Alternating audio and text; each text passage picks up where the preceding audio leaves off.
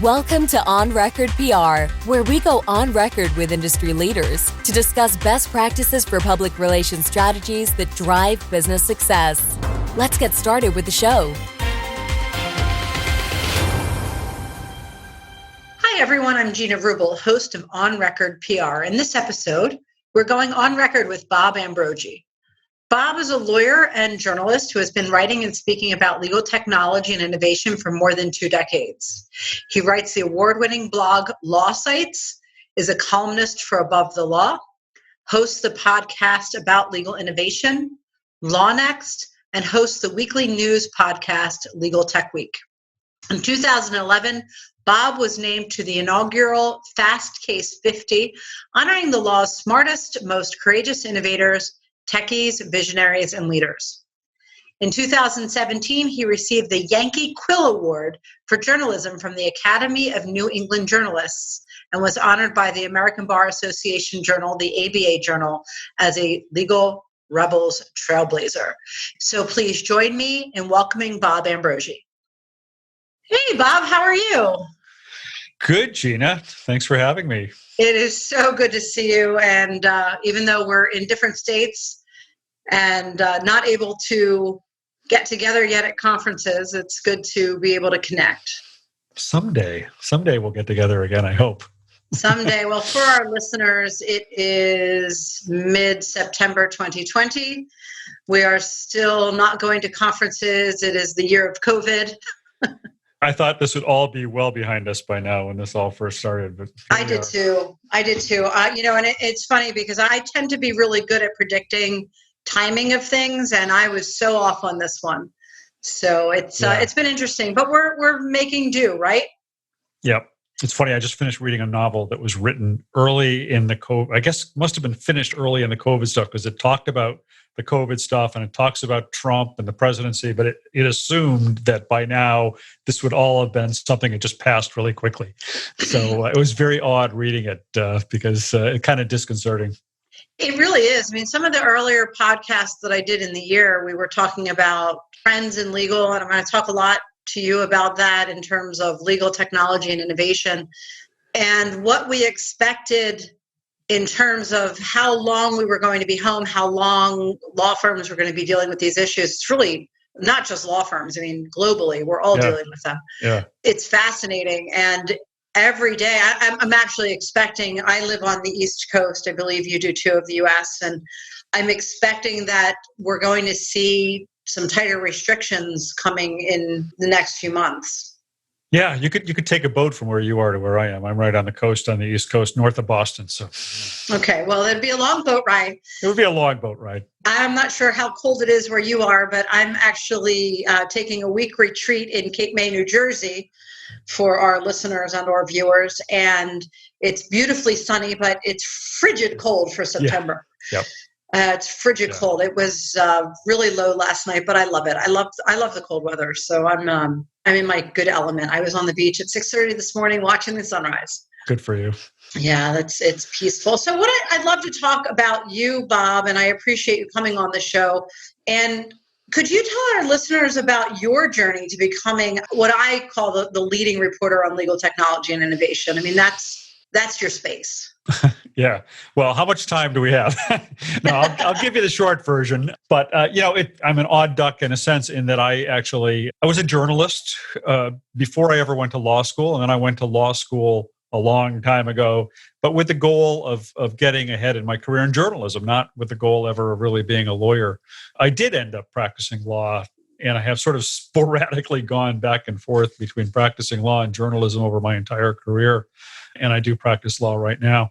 But I did get deeply into journalism pretty early on. I became the editor-in-chief of a group of papers out of Massachusetts which were then called Lawyers Weekly. I guess they're still called Lawyers Weekly, but they're now owned by, I don't know, about their 5th owner since I was there. Wow. But I was the editor of Mass Lawyers Weekly and the editor-in-chief of a group of papers and of a national paper they used to have called Lawyers Weekly USA. And then I went to American Lawyer Media in New York, where I was editorial director of a group of publications there that actually included the editorial side of law.com, the National Law Journal. I was the editor-in-chief of the National Law Journal, and various other publications that fell all under this one rubric that I was overseeing.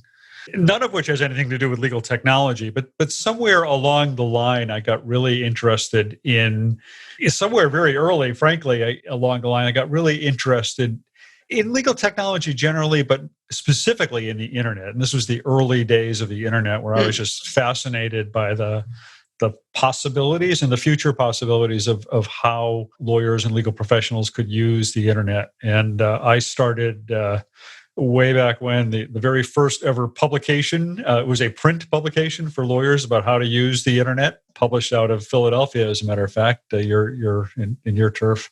My hometown. Your hometown.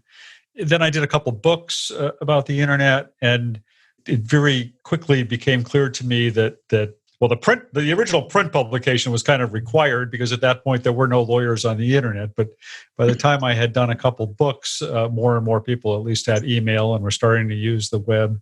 And it became clear to me that books were not a very good way to write about the internet, because it was changing so quickly.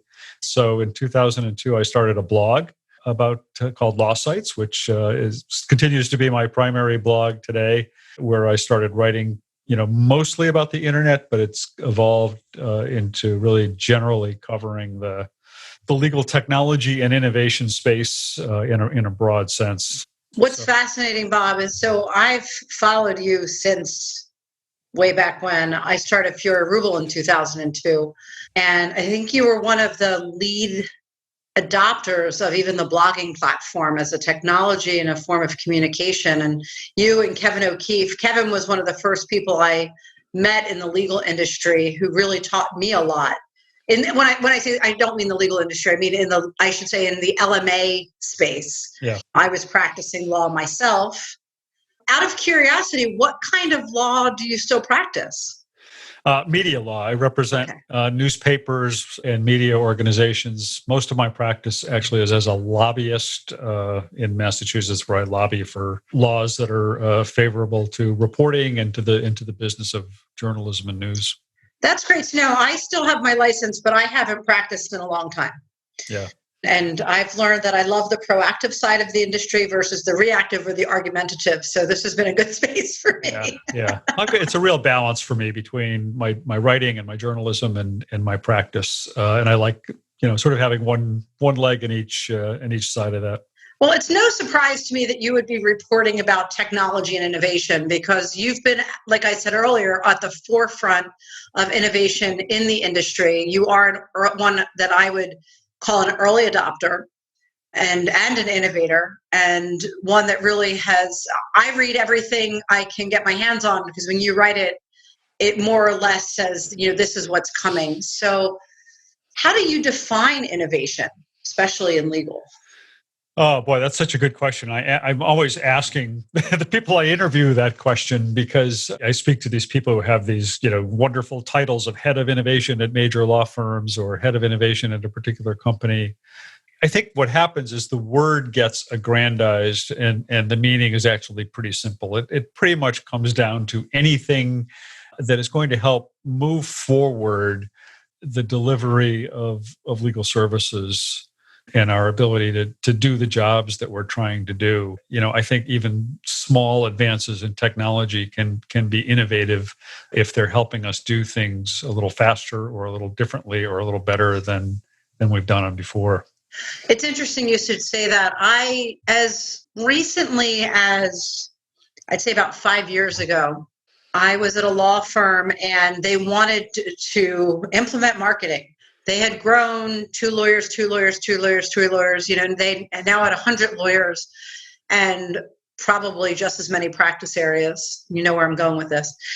And my question was, well, before we start talking about marketing, what technologies are you using to run the practice, the business? What are you using for conflict check? What are you using for doc management? What are you using for case management? What data are you collecting? And the 12 partners on the marketing committee sitting around the table said, "What are you talking about?" And it was so interesting because my response was, if you're not using project management or case management and you're not using conflict software, you should not be hiring us because we will implode your firm. We're going to come in and try to grow the business, and it's just going to be failure after failure because you don't have the systems in place to support growth. Mm-hmm. Because the family law attorneys had their own case management system in Excel, and the corporate attorneys are over here, and the insurance defense attorneys were over here. And so it was fascinating to me, and they didn't want to hear it. Yeah. And that's the kind of client, or prospective client, I should say, that we walk away from because we're not going to be successful. Yeah. They're still out there, but I think there are fewer and fewer firms that have that mindset. And, I do too. What everybody has been saying, and I think it's got to be true to some extent, is that the pandemic is in some way going to be accelerating, not just innovation in law, but adoption of core technologies in law by the firms that hadn't before. I don't see how a firm could be staying alive right now if it hasn't at least adopted a core set of technologies, and probably cloud technologies at that. How many years ahead or advanced do you think the industry has become as a result of COVID? I don't know that I would say it's gotten ahead. I think it's catching up.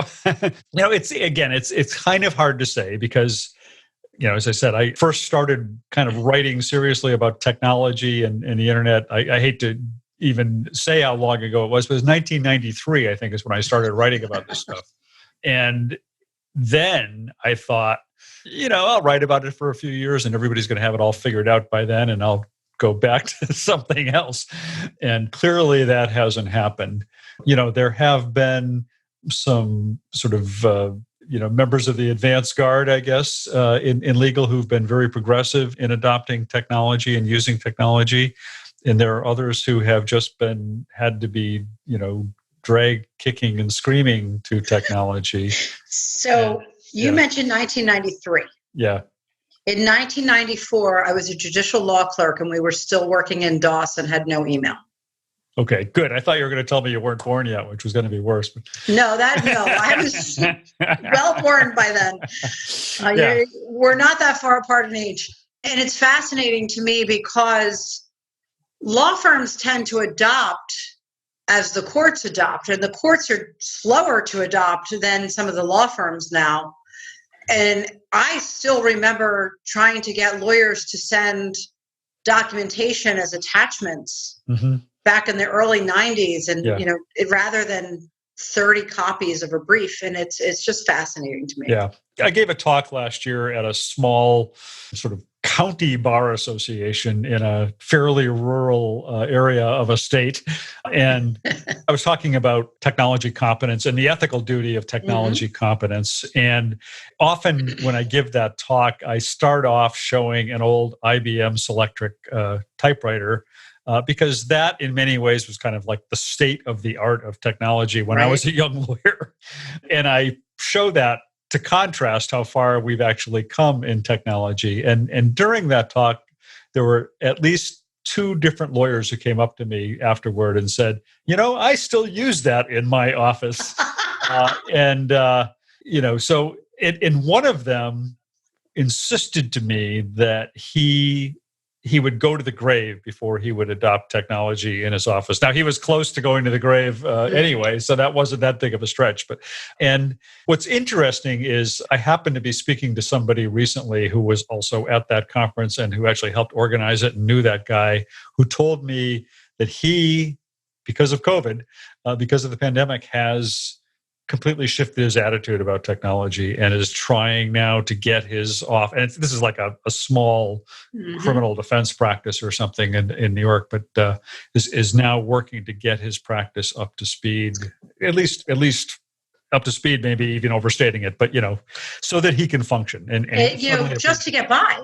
You can't be here without getting by. And it's fascinating. I had somebody ask me last week if they could fax me something.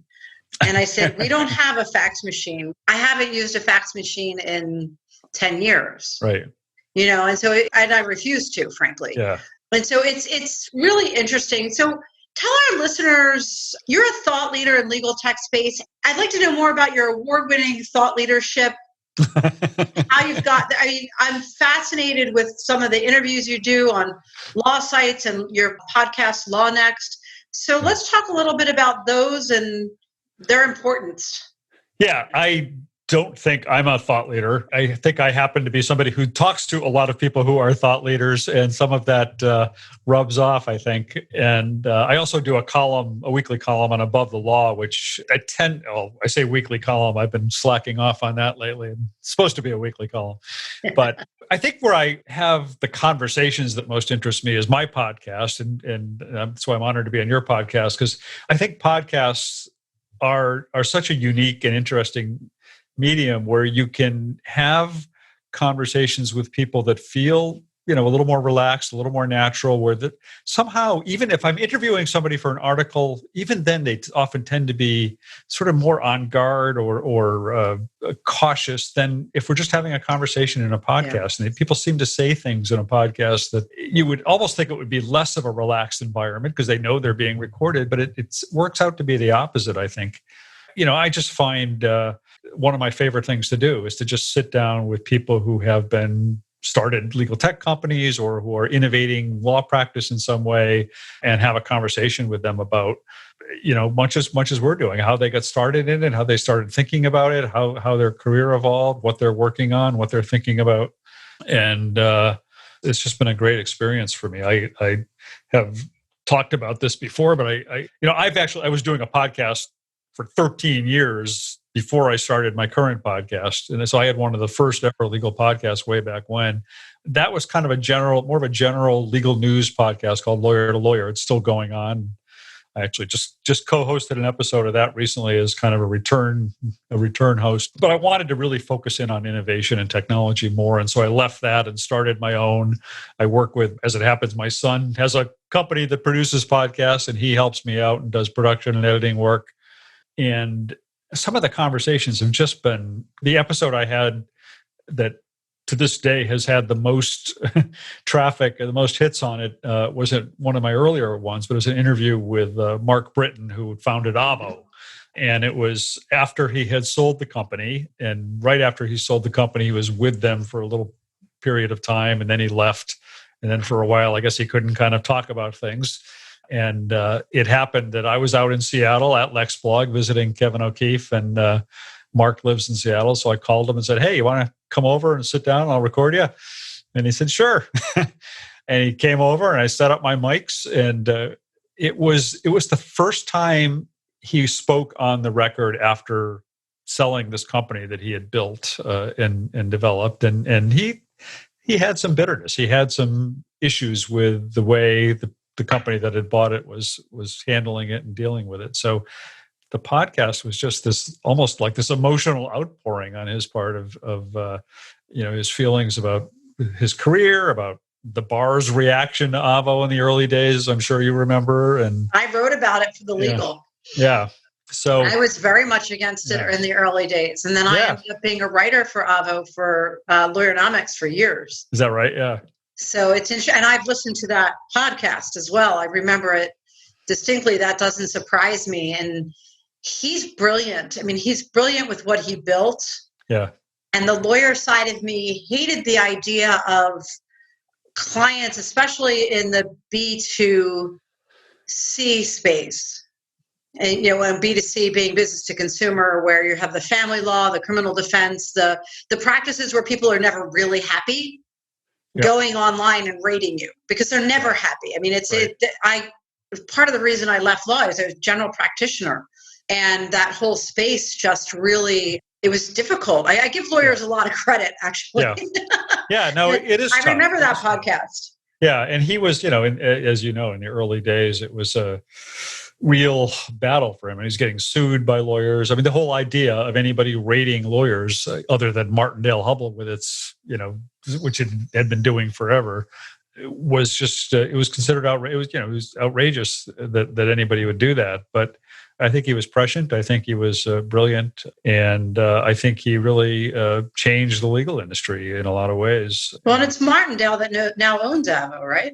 The Internet Brands, which was bought. Yeah, Internet Brands bought what's left of Martindale and Lawyer.com and all that stuff. Yeah.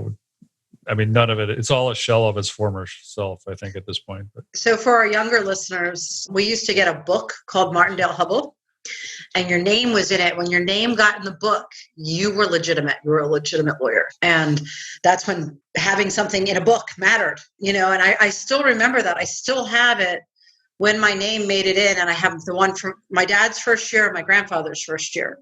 The AV rating and the... Yeah, the ratings, and it's fascinating how it's all changed. So, as a reporter, on the reporter side, not on your side, but on the reporter side, and I think one of the value that On Record PR brings to our audience is that we speak to reporters, we talk to you about how people can work with you, what you're looking for. So, what types of stories are you most interested in? In a lot of ways, it's kind of evolved to the point.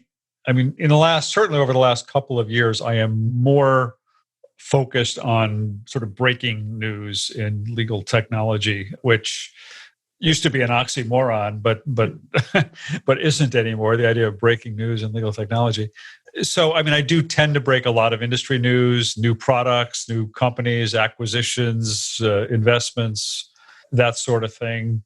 I used to do a lot more product, like in-depth reviews of products, and I still try and do that. It's much harder for me to find the time to really dive into products and do that. I'm actually, if anybody out there listening wants to write them, let me know, because I've been beating the bushes to try and find some people to write reviews and publish them on my site. I'd particularly like to hear from practicing lawyers who are using products and want to write about them. That's great. I'm not sure when is this getting posted? So this will probably be posted after the election of 2020. So as of right now, folks, we have no idea who will be the president in 2021. All right, that's way off in the distance. Okay, I mean, like I can tell you right now, tomorrow, that I will be breaking news of an acquisition of a company, and I've got the story. Nobody else has the story. So that's the kind of story I like best, is one that I get exclusively. But I know who that client is. Do you? Okay. I do. And I'll tell you offline later. Okay. All right. Well, because we've broken stories with you. Yep. And it very well likely is one that we've worked with you on in the past. Yep. And it's fascinating because a lot of people don't understand so let's talk about, what does it mean to break news? Let's explain that to some of our listeners. What does that mean to you? Well, quite literally, it means to release something to the public that is generally not known by the public. I mean, there's going to be a core group of industry insiders or company insiders who know that this is in the works. But, in this case, with this acquisition, like that I was just talking about, already happened. And so people on the inside know it already happened, but it hasn't been made public. Customers don't know about it yet at this point, for the most part. And so the first, public announcement of it will be through an article on my blog. Sometimes I break news that the companies don't want broken or released.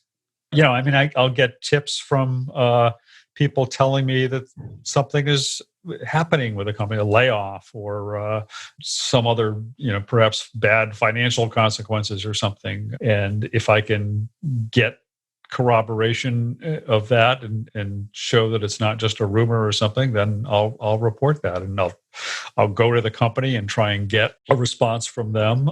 Sometimes they'll give it to me, sometimes they won't. But I come from a traditional journalism background, and I still have a sense of wanting to be the first to report stories when I can. So that's what breaking means. That's breaking. The first. Yeah. So do you expect exclusives, and what does that mean to you? How does that working with Bob Ambrogi? I don't expect exclusive. I'll take them if somebody wants to give them to me. One interesting thing I think over the last couple of years, well, there's been two interesting things that have happened over the last couple of years that relate to me and my blog and what I cover. One is that a couple of years ago, we had kind of reached the nadir in terms of coverage of legal technology. 10 years ago, there were a bunch of publications covering legal technology, some of which just disappeared and went away. You'll remember that. But there were literally there was like Law Office Computing Magazine and different publications out there that just covered technology. Those went away, and most of the mainstream media that covered technology kind of dried up their coverage of tech. So like as of, just a couple of years ago, I was one of the only people out there still covering legal tech. There wasn't a lot of coverage of it. There was some. I'm not to say there was none, but so over the last couple of years, I've gotten a lot more competition. I think there are more people out there now picking up the pace. Some great bloggers like Richard Troman's at Artificial Lawyer in the UK. Even Legal Tech News at ALM has, I think, really upped their game the last year or two in terms of their coverage and their staff. So that's happened. And I want to stop you for one second, because there's something that's really fascinating to me that I love. I've always, by nature and by culture, I'm a collaborative person. And even though the legal tech reporters are competitive, everybody wants the story first and things like that. Could you just tell our listeners briefly about the interviews you've been doing on the roundups? Yeah. So every Friday, it's sort of a podcast, sort of a video. I don't know what we call it, but we've been doing this thing called Legal Tech Week, where we have a weekly panel of, we say a panel of legal tech journalists, which is a little bit imprecise because some of the people are on the fringes of covering innovation or legal tech. But we've got people from Legal Tech News, from Above the Law, from ABA Journal, Nikki Black, who's works at My Case but writes about legal tech. Molly McDonough used to be the editor and publisher of the ABA Journal. We all get together every Friday at 3 o'clock Eastern Time. You can register for it. It's free. And we just kind of talk about the week's top stories. Everybody, all the panelists send in a couple of topics they'd like to talk about in advance, and we just kind of do a round table and go around and share our thoughts and picks for the week, and it's a lot of fun. And the reason why I bring that up is it's so collaborative, and it's such a beautiful discussion. And yes, you're all competing for stories and sources and things like that, but in the same vein, you all know each other so well. And what I want to get across to our listeners is that people in the media know one another. Yeah. Don't play games. Right. Don't play one off the other or say, oh, well, I already pitched this here. It's those kinds of things where I've actually had clients ask us to pitch it one way and then do a little bit of a different spin. Like, no. Yeah. They all know each other. That's not how we play this game. So it is interesting. And I've enjoyed watching that because you really are doing a roundup, as you will. Yeah. Yeah, but I'm not sure we talk. I mean, don't play us against each other, but people do that anyway. That was the part two of what I was going to say of what's changed over the last couple of years is a lot of the legal tech companies have gotten a lot savvier about PR, I think, maybe because they're using people like you, maybe they figured it out on their own. And so I think there's a lot more sophistication now around how companies are pitching those of us in the media and when they're pitching us and what they're pitching us about. So I think that's to their credit. And I would just add one other thing, which is it's not just legal tech companies that I'm covering. I mean, it's the broader innovation space. So law firms that are doing innovative stuff, organizations that are doing innovative stuff. I'm open to hearing from any of those kinds of entities. So what is something that you've seen in the last few months that a law firm has done that you've seen as particularly innovative? Oh, man, what have I written about in the last couple of months at a law firm? There's been several. I'm trying to think of a specific product, and I'm blanking on anything right now. But I think one of the things that I have seen that I thought was really interesting came from Nikki Shaver at Paul Hastings. She's their head of innovation or manager of innovation services or something like that there. And actually, I just happened to interview her on my LawNext because she just won an award during ILTA. She was one of the ILTA award recipients for innovation. And I think it's a good example of how innovation doesn't have to be something momentous. It is that they have very deliberately instituted a couple of different training programs to get their younger lawyers and associates and interns understanding technology and aware of how to use technology. And so they've really invested a lot of resources into putting them through some training phases as part of their standard procedures. It's not a technology tool per se, but it's just an example of how a firm can be innovative. Well, and I've seen at least 2 firms that launched their own COVID apps to manage who's in the office, who's not in the office, how they're checking temps and various things, how they're managing their resources. I've seen another that has launched or is in the process of launching diversity, equity, inclusion, and anti-racism training firm-wide. And so it's not. I like the idea of training because it's not always.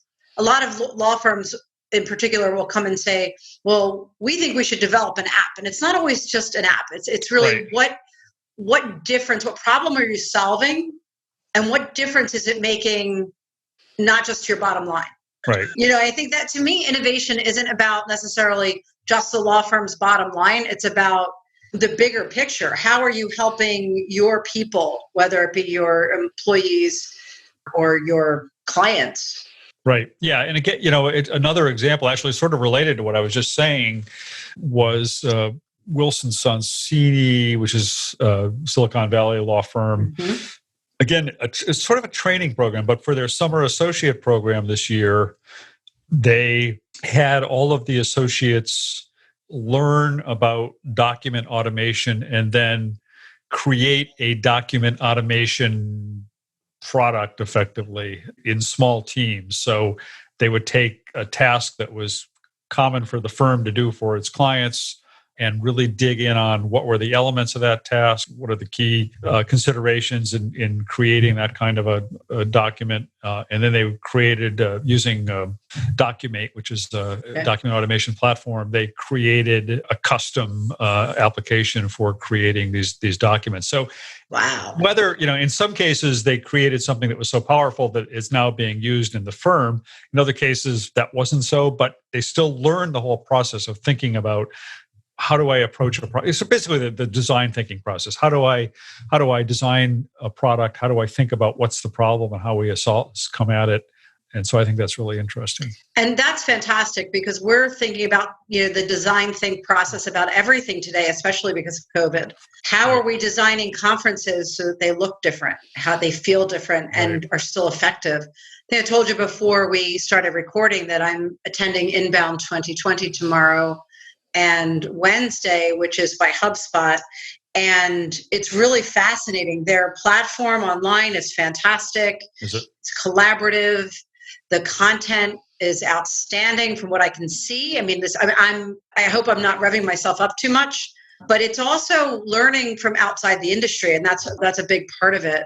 Yeah. Interestingly enough, this morning you tweeted about the first of its kind project that launched to expand access to Canadian legal data. And so what I'm curious is what you're seeing in the industry as we move towards the globalization of legal tech. I think, to me, globalization has been one of the really interesting trends. The United States was definitely ahead of the curve in terms of developing and seeing the adoption of legal technology, and other countries were a little bit slower. Once they started to adopt technology, they began to catch up at a pretty accelerated rate. I mean, I think the UK was, the first to really begin to not just catch up with us, but in a lot of ways has probably surpassed us. As especially some of the larger firms in the UK, some of the Magic Circle firms that have been really innovative in using technology and developing technology-related incubators and spin-offs and that sort of thing. In the last really 2 years in particular, legal technology has just spread like, I hate to say wildfire since we're in the middle of the wildfires in California, but it has spread like wildfire throughout the world, literally. Suddenly, for example, legal tech in Africa is a huge thing all of a sudden. Mm-hmm. And I've had some occasion to travel around to some of these different places and speak at different conferences around the world about legal tech. Was it last year or 2 years ago? I guess I was in Russia at a big legal technology conference in Russia and other locations. And what's really struck me is that the problems that law firms or legal organizations or even the problems that clients face are largely universal. There are variations from country to country or place to place, but the kinds of problems they face are universal. And the technology solutions have a lot in common, whether they're being developed for Africa or for the United States. And I think that has brought together this global legal tech community in a way that has really been to the benefit of the tech community. It's been to the development of legal services providers, but ultimately, what matters most are the clients. And I think, something we haven't really talked about, but I think the greatest driver of innovation in law right now is the clients. And I use that term really broadly to mean everything from big corporate clients down to, low-income individuals in need of legal services. They are driving change. They are driving innovation. And there's a real universal aspect to it right now that's really interesting. I know my readership is all over the world. People are reading my blog all over the world, and same with my podcast. So, well, it's interesting you should say that, because I'm reading the book Startup Nation. Have you read that? Yeah. And we're talking to a prospective client in Israel, and I'm really learning about the culture of innovation in Israel. And it was a family member of mine owns a global cloud company, or is an owner in a global cloud company. And he said, well, before you even think about doing business in Israel, you need to read Startup Nation so that you really understand the culture, because you'll do better and you'll just be more successful. And it's fascinating to me because it's a culture of innovation. Yeah. They start at such a young age thinking about, and when I say innovation, to me, I asked you to define it, but to me, innovation means new ways of solving problems. Yeah. And what you hit the nail on the head, the problems are the same country to country. There may be different aspects of it, whether it be cultural or regional or legal or, whatever that case may be, but the problems are the same. Yeah. And coming to the table to solve a problem in a way that is helpful. And that's one of the things I'm really excited about. And Fury Rubel, we're having the same. Our listenership is now global. We're looking at the data of who's listening. I'm excited about that. So that's a book that you've already read it, but I thought is fascinating. Yep. I'm about 3/4 of the way through. So, that globalization of legal tech is a big key factor. Are you seeing a lot of American companies in legal tech starting to look at the global market? Absolutely, and vice versa. But the companies span such a broad range of size and market and audience right now.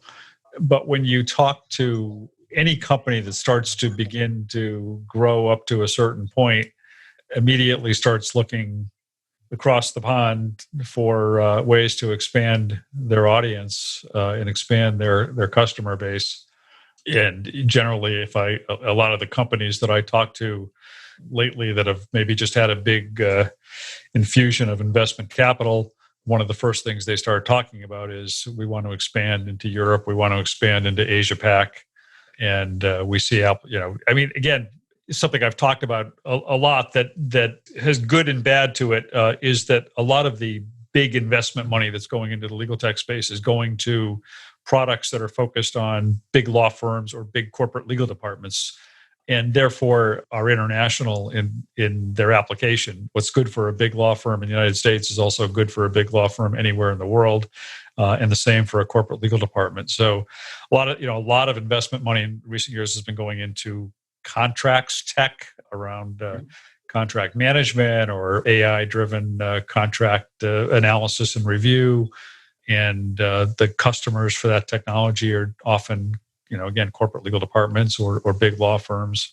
And all of those companies are looking to expand globally for markets. The same thing happens, though, with the overseas companies. I mean, when I mentioned going to Russia a couple of years ago, every startup that I talked to in Russia, I'd say, what are your plans? What are you hoping to do? What's on your roadmap? And pretty much every one of them would say, expand to the United States. We want to expand to the United States. They see this as some kind of an achievement to get their product over here. I felt like in some cases they might not fully have understood the whole political climate around using Russian legal technology, but Some of them have come over here and done very well. So it is interesting. That's a lot of the calls we've been getting in the last year from LegalTech are companies outside the U.S. wanting to break into this market. So that is not at all surprising to me. Yeah. I'll send them your way the next time they tell me that. Oh, please do. Please do. What is one way people trying to pitch you a story can really turn you off? Oh, well, my pet peeve is people who make claims about their product that are simply not true. That'll turn me off, and you'd be surprised how often it happens. But again, so I mean, just do a little research. I mean, there's the classic stuff also of all the people who pitch me who have no idea what I'm writing about. I mean, totally irrelevant stuff to me. But I do hate it when somebody comes along and says, "We have the first technology ever to do X, Y, Z." And they could have just searched my blog and found they were not the first to do it. Wow. That happens. That's scary if you're going to make claims. And I think because we're lawyers, we're very sensitive to making claims. Yeah. You know, we that's been ingrained in us and, over the decades. Don't say you're something that you're not. That's interesting. So do you always watch a demo if it has a demo before you interview? I mean, often the interview and the demo will be one thing at the same time. I mean, if somebody says we're about to launch a new product, we'll hop on a Zoom or whatever, and they'll give me a demo of it, and the interview will be at the same time. If it's a product that I can test, and if there's enough time, then I will try and get a password or whatever and go in and try it out. Even if I don't have time to write a full review, I'd rather be able to see it for myself a little bit than just see what they present me. I mean, one thing I've learned about presentations is they can be very controlled and they can be a little bit manipulated to make things look like they work better than they actually do. And so much of this, and you know this very well, that so much of this whole world between PR and journalism is so much built around trust and relationships. And I know that if you tell me something, I don't have to question it. I know you're not going to mislead me. You're going to be straight with me. And there are other people out there that are not that way. They do see it as a game. You alluded to this earlier, but who see it as a kind of a game, and ultimately that just hurts you as a PR representative and your client in the long run. Oh, I couldn't agree more. And it is about relationships. And, I'm fortunate that we've developed a friendship over the years and been able to work together, on stories as well as go out and have an Irish coffee. Right. So what's one thing you want listeners to know? Because we're going to start to wrap this up. What's one thing you want them to know about you, about Bob? About my blog or anything? Man, I don't know. Well, it depends who your listeners are, but in the PR world, I mean, the one thing I keep telling people is to maybe it's cut me some slack in the sense that, as I said, this is a part-time thing for me. I do still practice law, and it's becoming increasingly full-time, but still not full-time. And I'm a staff of one as opposed to some publications that have staffs of multiple reporters and editors. And I can be hard to get. I can be hard to reach sometimes. And I have people who get very frustrated with that. And what I have said before, I'll say again, which is if you write to me with something that's worthy of a response and I don't respond, try me again. Don't be afraid to bug me a little bit. That's okay, because my email gets flooded all the time. And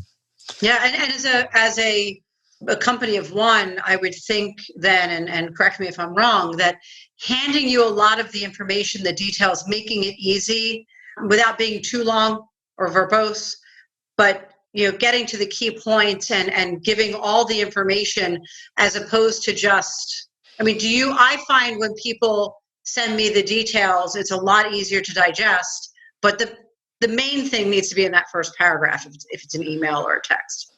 Yeah, I welcome people to send me an email telling me why this. A lot of people will just send me the press release and that's the end of it. And a lot of them will just never follow up after that. It's like, I sent you the press release and that's enough. Go ahead and send me an email and explain to me why you think this is something worth covering. And I will always I'm unabashed about the fact that I do like exclusives. If I can report something on my blog ahead of others, I'm always happy to do that. That's going to get you an edge in getting covered. But even there, I have seen people kind of abuse that a little bit in the sense that they'll promise me an exclusive of some kind. And it turns out to be, not exclusive worthy in a sense. I mean, not that big of a news story sometimes. But with an exclusive, you expect to have it, that's still getting it first, telling the story in the beginning, and then it's okay for others to tell the story after you've had it. Right. Right. I mean, it might even be by an hour. I mean, sometimes it's, it might be somebody says, you can post it on your blog at 9:00. We're going to release it to the public at 10:00. I've done that many times. Yeah. And that's fine. And I mean, even that is kind of is more like a couple of hour head start for me, because by the time anybody else can digest Well, you've gotten it the day before. You've done the interview. It's just that we have a schedule that we need to keep for our clients, or the client has a certain schedule for whatever reason. Yep. I think that's a big part of why relationships are so important, and being able to have that trust factor with not only the journalists, but with the people who are helping to share the stories. Yeah.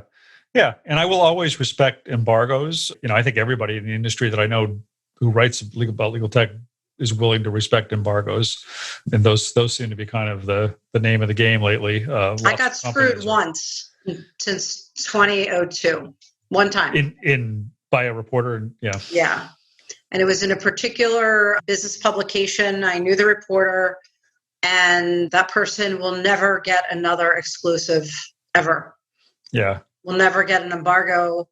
I just won't do it. And so, and it's interesting because it goes both ways. When we have to trust the reporters as well, the journalists as well, because our necks are on the line. If you're in the PR industry, you're still running a business, and you are beholden to your clients. And if you're the person in the communications department at a major corporation, you're beholden to the board and the investors. Yeah. No, and with some of these investment stories in particular, it's very sensitive about when they get released and how they get released. And I certainly respect that. I appreciate a story that. right now that I know has happened, and actually more out of respect for the parties involved. I haven't reported it yet, but I plan to report it at some point, but kind of waiting for the right point. And they haven't even sort of fully formally asked me not to report it so much as kind of suggest. But you know what? As a member of the community, as you will, that there's somewhat of a respectful protocol, because there are things that could hurt companies.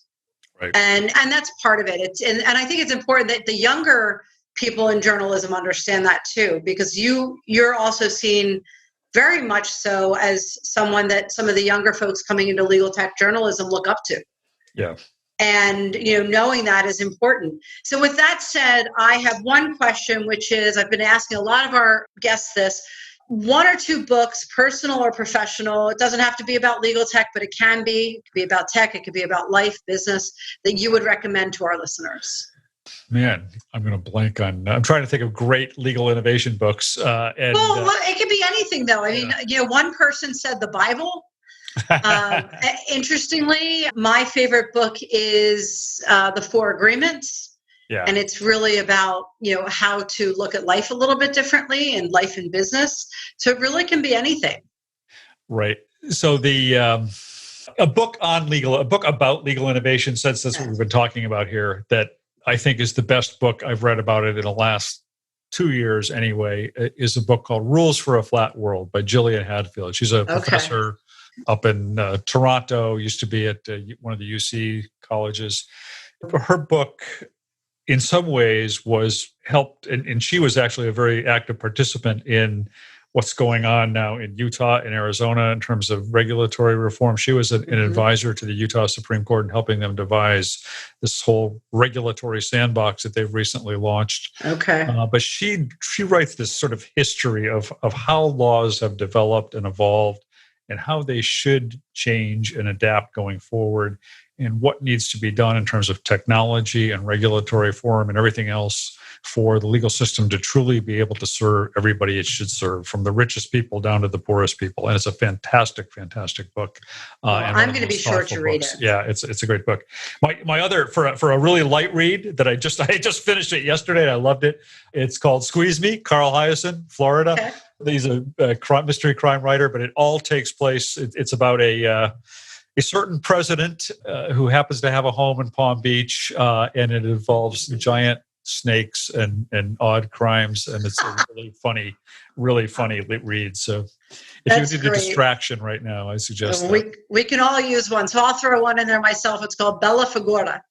And it's a book. Bella Figura, Figura. And it's just a fun read. It's actually a pseudo-biography. It's a woman who believed she was Iraqi. She lived in London. She moved to Florence and adopted the Florentine way of living. And so it's just this really great book. It's a light read, and it gives us a way of looking at life just a little bit differently, especially now that for many of us, we're going into the winter months and need to be savoring life. It's about savoring life. So with that said, Bob, I'm thrilled that you could join me today. I've enjoyed our conversation. I am sure that our listeners have too. If they do want to get in touch with you, how should they do that? Just email ambrogi@gmail.com, ambrogi@gmail.com, or I'm on Twitter @Bob Ambrogi. And be sure to follow Bob Ambrogi on Twitter because he does have the stories. So with that, Bob, I'm going to say thank you and have a fabulous day, and we'll catch up soon. Thanks so much, Gina. I really appreciate it. Thank you. This episode is sponsored by Furia Rubel Communications. Recognized as the #1 agency by the National Law Journal, Furia Rubel helps top businesses and law firms with high-stakes public relations and marketing, reputation management, crisis planning, and incident response. Furia Rubel also supports law firms and their clients with high-profile litigation, media strategy, and training. To learn more, go to furiarubel.com or email podcast@onrecordpr.com. If you have enjoyed this episode, please consider rating us on Apple Podcasts and subscribe to On Record PR at Spotify, Google Play, iHeartRadio, or Apple. Thank you for listening to On Record PR. Visit our website, onrecordpr.com, to subscribe to the show, share it with your friends on social media, find show notes, additional episodes, and more information. We'll see you next time. In the meantime, feel free to send us questions or show ideas at podcast@onrecordpr.com.